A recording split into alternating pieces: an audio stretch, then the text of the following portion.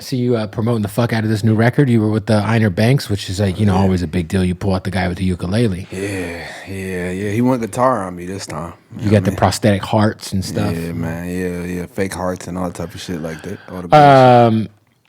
Album's coming. Yeah. This is the setup for the album. You've been putting out singles. Yeah, this more so like a setup for the EP. Okay, so it's an EP. Because when's the last time you dropped Body Work? 2020? 2021. So last year. Last year, but it wasn't an album. I haven't dropped an album Ever? ever. So we're considering everything mixtapes. Everything. In the label's eyes, that's important. Yeah, right. Because they want to be like, nah, you owe us albums. Nah, you owe us. Those are mixtapes. Yeah. So I got like 3 mixtapes out. Listen, man, I'm super proud of you. Yeah. I saw you post today some of like the just progression in the live shows you've been doing. Yeah. Like I remember when you first signed, you came up to the station, and I feel like you were getting like all these like baby comparisons, which didn't make any sense because you guys don't make the same kind of music.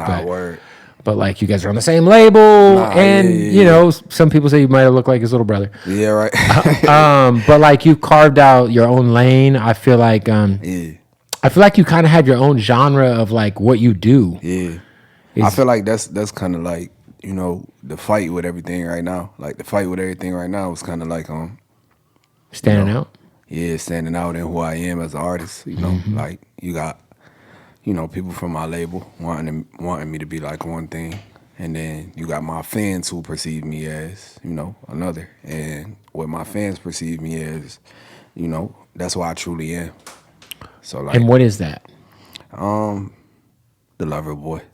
Yeah, I feel like if you want to hear about some love shit or some heartbreak shit, your music is where you go. Yeah, man. I'm the lover boy.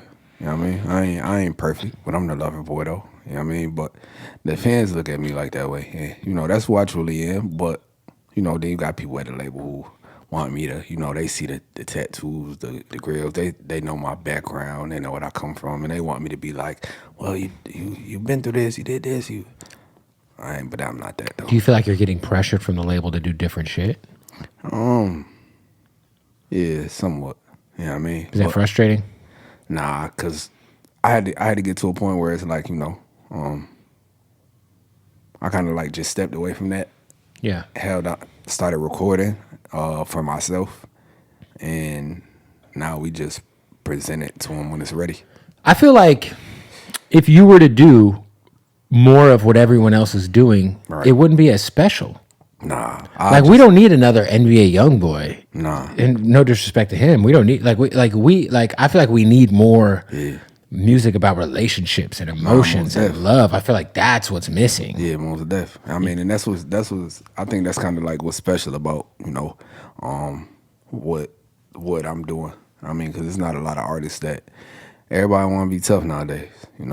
And I'm not saying that, the artist. No, you're super vulnerable on records. You're very I just feel like I feel like you're filling a void, man. I feel like, I know Diddy. I mean, and listen, you kind of do like a hybrid hip hop R&B thing. I wouldn't put you in any box. It's like a mix. But I feel like that's what's missing. Like I feel like, there's very few artists we're getting that from. And I feel like the way you deliver it is what makes it the most unique, Nah, most def. I mean, I don't know, bro.